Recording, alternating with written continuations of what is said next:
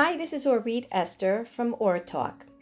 I'd like to bring in some consciousness and clarity and light from the upcoming Parshat Shemot. As we read in one of the first few verses, it talks about the whole idea of Vayakam Melech Chadash, and a new king arises. And that essentially, Vayavdu Mitzrim et Bnei Israel befarech. In other words, all the slavery essentially begins right after this new king arises. And so we're getting a sense of the beginning points of exile and galut, that essentially now Am Yisrael, the nation of Israel, is now coming into the space of really difficult slavery, which basically depicts exile. And then, of course, the upcoming geula and redemption process stems from that point. Now, it's interesting, there's two midrashim and two variations of explanation of when did this slavery and exile really begin. So there's one midrash that says that there's a link between the death of Yosef Hatzadik and the brothers and all the Shvatim and the onset of slavery and exile. And yet there's another midrash, Bereshis Rabbah, that speaks about the fact that the slavery in fact began way before that. That was when Yaakov Avinu essentially passed on. So in order for us to understand this a little bit more and the importance and the relevance to even apply it to now in my life, how do I use this information in terms of trying to understand my life, my challenges, our challenges that we face every single day? So let's go to at least one of the commentators, the Ramban, and let's see what he talks about as far as the differences in exile states of mind, and that'll hopefully give us a little bit more information in terms of understanding a little bit about exile and redemption. And we really, there's so much talk about it, certainly lately, the whole idea of what does it mean, geula, coming back to Israel, not coming back to Israel. There's a lot of talk about that. And I think the Ramban and this whole parsha really brings out some moments of clarity and light into this consciousness. So the Ramban brings down that the first stage in the geula process is actually the idea that the Jewish people need to go back to the ways of their forefathers. And it's after that, and alongside, but also in addition to that, is the actual phase number 2, or complementary phase, where there's this return, a physical return to the land of Israel. Okay? So again, there's this natural returning back to the traditions of the ways of our forefathers as a part of the phase of redemption. And there's their natural geographic phase, the physical phase of geula and the redemption, where we actually find our way back to living and indwelling in the land of Israel. So when we're talking about phase 1, returning back to the ways of our forefathers, right? We're talking about releasing ourselves, separating ourselves from the worldly culture at the time of the parsha, the onset of the parsha, right? It was about separating from the culture, the Egyptian culture, which many rabbis today even will say that the culture of Egypt, of Mitzrayim, then sort of depicts the idea of the culture, the Roman culture, the Western culture of today. So when we're sort of collaborating with the rest of the world, being quote unquote a little bit more modern and adapting ourselves to the ways of the world, that is considered galut. That is considered exile. Then there's the other part where the physical, the physically living in the land of Israel also has a part and phase for the ultimate complete redemption to actually be in its sort of sealed space. So when Yaakov Avinu passed on, sort of like that first phase of feeling comfortable in the culture, the Egyptian culture, that started to happen. So essentially, the galut and the exile really did begin in two phases. The first was when Yaakov Avinu passed on. That was sort of the pulling away from the natural ways of our forefathers, the traditional ways of our forefathers. And in fact, there's an explanation in the Torah's commentaries that they say that it was because of that pulling away from the traditional ways that Am Yisrael actually got steeped into the 49 gates of Tumah. And as is very well known, a teaching that once we enter into anything that's 50 is basically the threshold that sort of, there's no turning back. So that's why there's the 50 years of Jubilee, and there's the 7 times 7 in the receiving the Matan Torah. Shavuot is the 50th day. So once we get to that point of 50, which is a cycle of 7 times 7, we get into the 8th one, which is above nature. We're basically exiting out that which was. So once Am Yisrael would have, God forbid, entered into the 50th gate of impurity, of Tumah from the word atimut, sealed. Tumah means that a person is in a state where they are sealed off, and it's essentially, it's very hard to sort of open up that seal. So the idea is that was phase 1 after Yaakov Avinu passed away, and it was after that there became more of a physical aspect of the exile, and that was with the actual physical work that was demanded by the Egyptians for the Jewish people to actually be involved in. Now, according to Rav Kook Zatzal, Rav Kook defines the state of Geula and ultimate redemption as only one. He says it in one sentence, and we say this in Aleinu L'Shabeach, in our tefillah of Aleinu L'Shabeach, and it says, V'yeh Hashem echad u'shmo echad, when the day comes that Hashem's name, right, will be one, and all will know the oneness of Hashem. That is ultimately the space of the complete redemption. Now, it's not just about, again, living in Israel physically, but when we live in Israel, we need to adapt the ways of Israel, Yaakov Avinu. So there is an importance to live here in the country, but as many of us know, that even when we live here in the actual physical state of Israel, in the country, I like to call it the Holy Land and country of Israel, there is that possibility where we are also not able to fully embrace the Geula. We are still not living in complete redemption when we're living here, even in the country, albeit, yes, we are closer. We're living in the outskirts of the godly palace here when we live in Israel.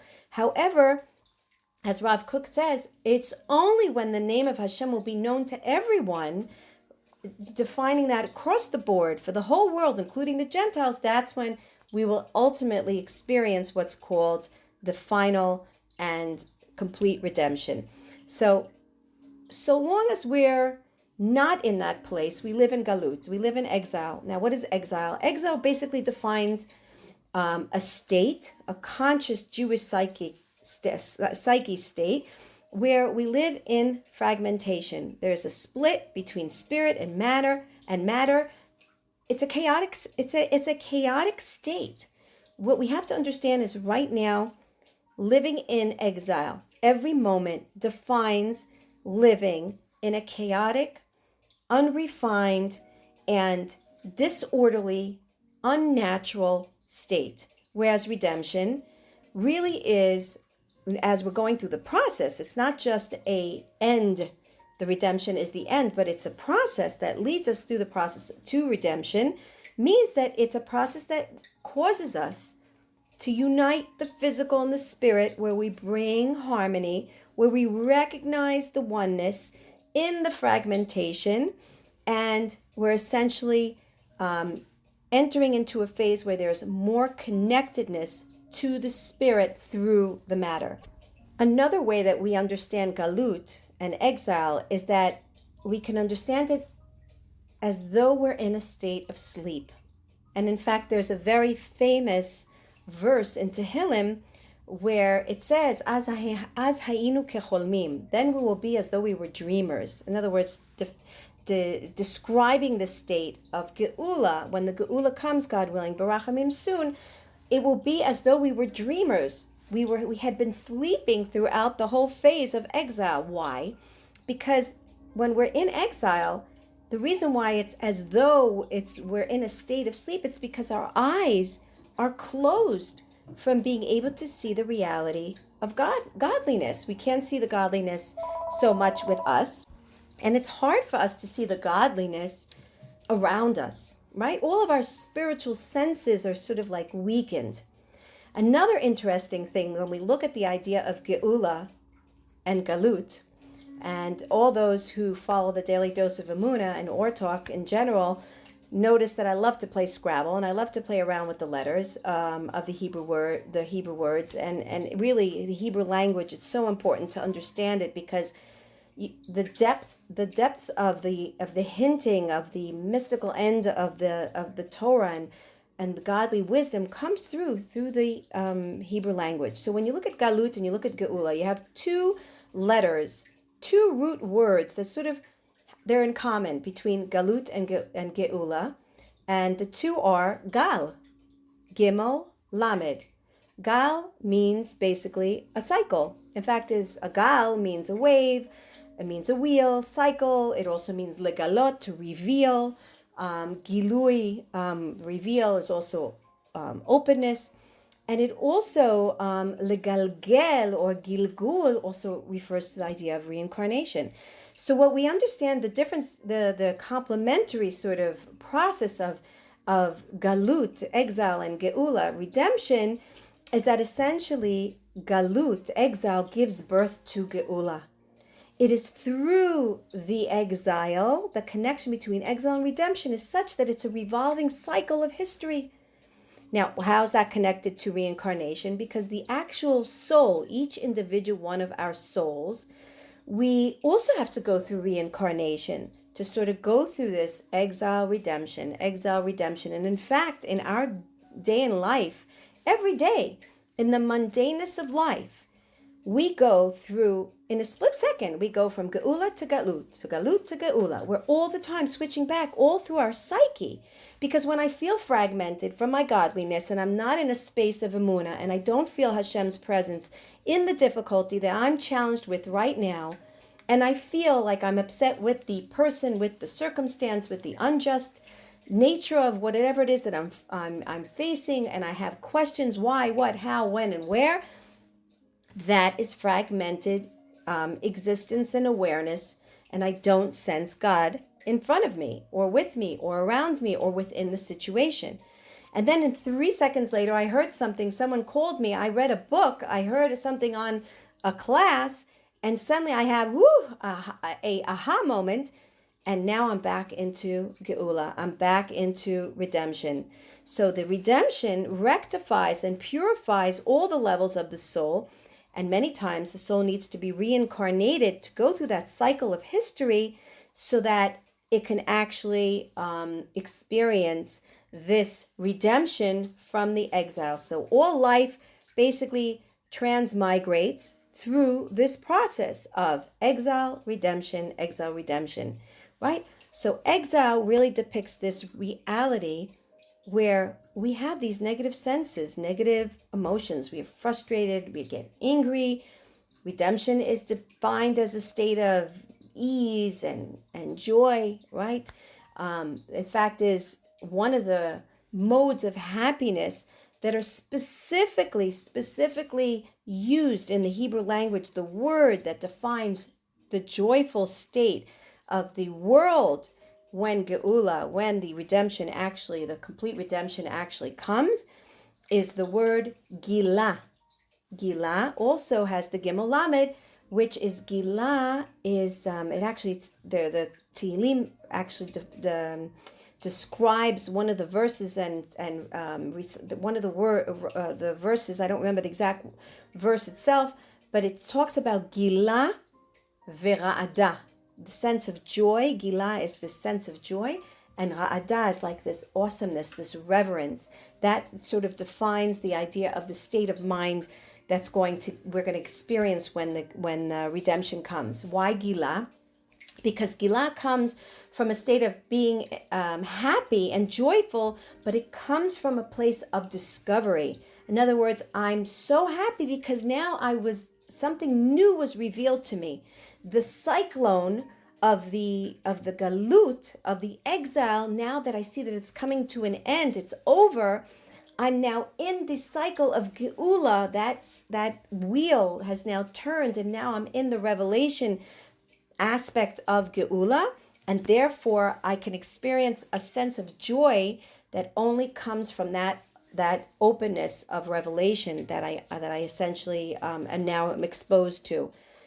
So when I refer back to the what we started off from the beginning of this OrTalk is we said, okay, so there's actually two parts of getting out of exile and entering into redemption.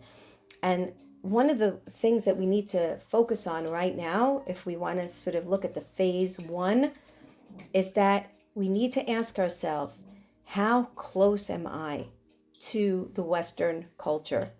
How much do I look to adapt my life to the ways of the world so that I, number one, make it in this world?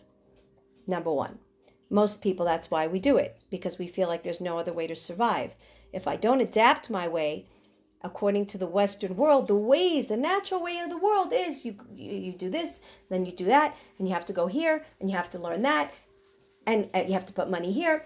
Like that, we sort of adapted that. We allowed that to sort of enter into our psyche where we don't even sense that there's anything wrong per se. So yes, there's a natural way of living, there's a responsible way of living, but we have to ask ourselves, how much of that really belongs to the Jewish Torah living way that we are told by our forefathers? What would Yaakov Avinu say about what it is that I'm doing right now, right? That's a question I think it's really important for us to ask. And in addition to that, complementary to that, we also do need to ask that question of whether or not we have this yearning desire to come and live in the country called Israel. And that is something that is part. There's no question that there are those two processes that need to happen in conjunction in order for the Geula Shlema and the ultimate redemption to take place. So we need to think about both of them, and we need to really define for ourselves where we hold on both of them.